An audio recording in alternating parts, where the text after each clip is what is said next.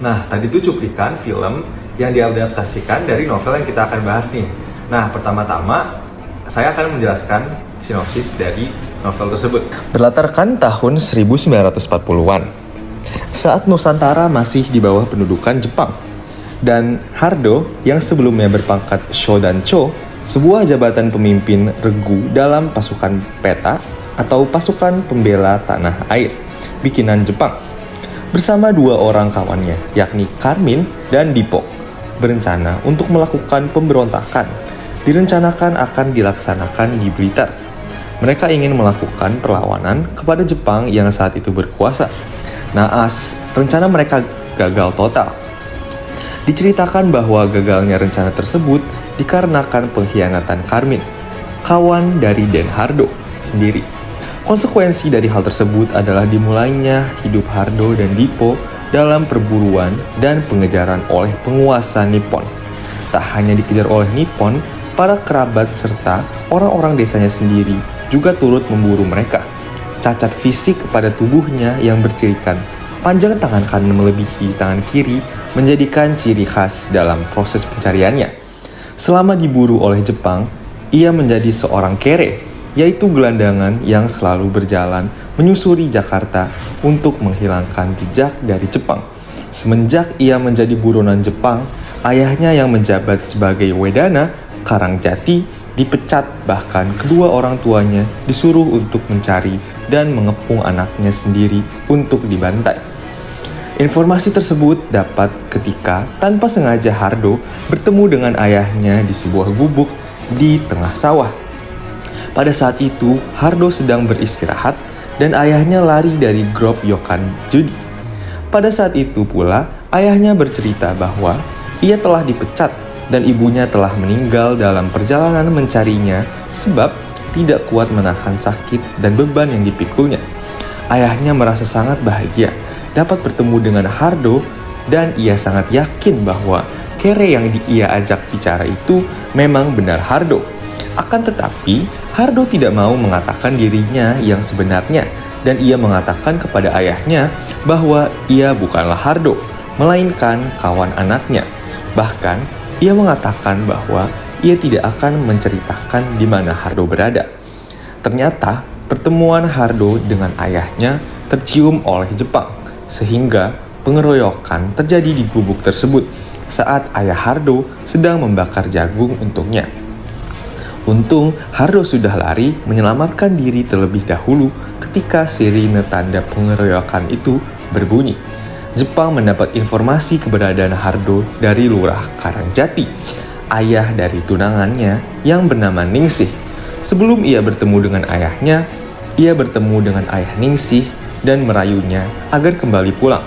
Namun, Hardo tidak mau dan mengatakan akan kembali apabila Jepang menyerah. Ia merasa bahwa lurah tersebut akan berkhianat kepadanya dan memberikan informasi tentang keberadaannya. Semenjak pengeroyokan di gubuk tengah sawah, ayahnya diinterogasi dan ditangkap oleh Jepang.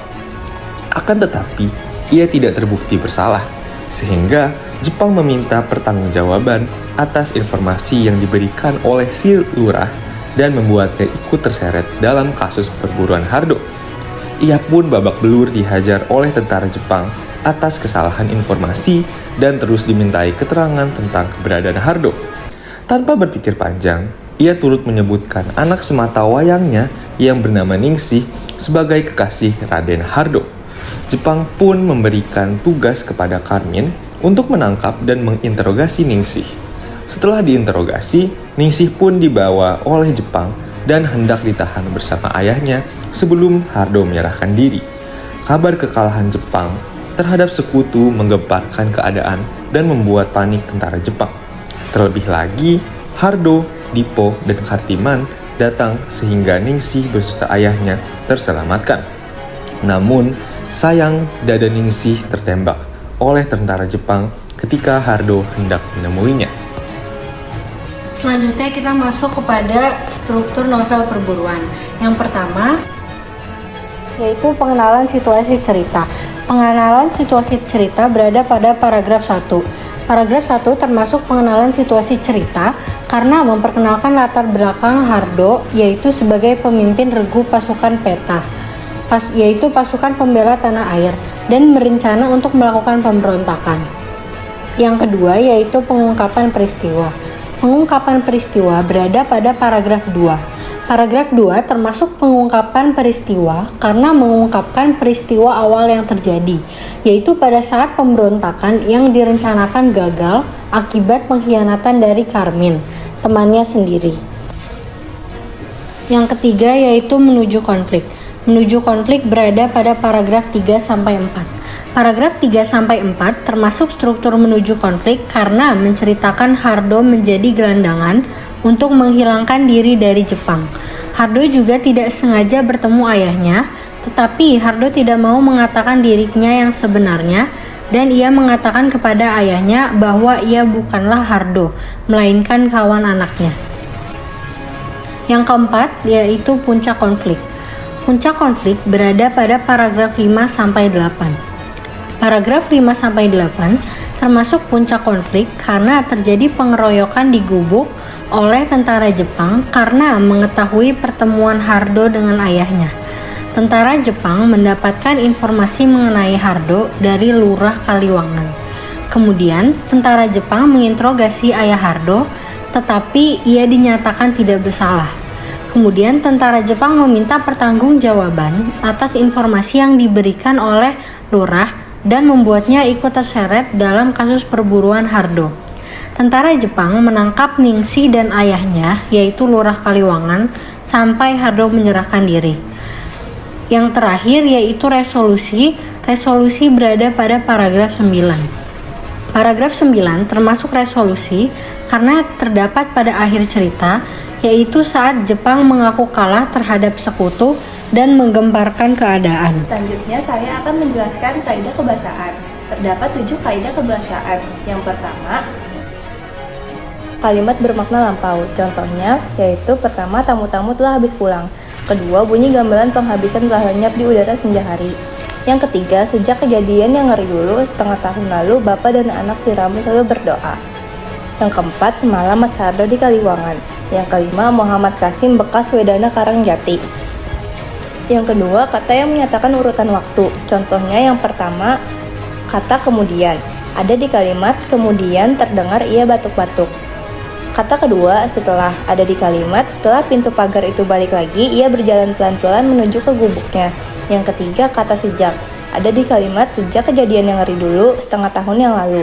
Yang keempat, ada kata akhirnya. Ada di kalimat matanya tetap mengimpi mengikuti Hinomaru yang kian lama kian ke bawah dan akhirnya lenyap dari pemandangan. Yang kelima, kata selanjutnya. Ada di kalimat selanjutnya hidup kita serahkan pada maut. Yang ketiga, kata kerja material. Contoh katanya yang pertama memasang, ada di kalimat Blora memasang lampunya gelap-gelap.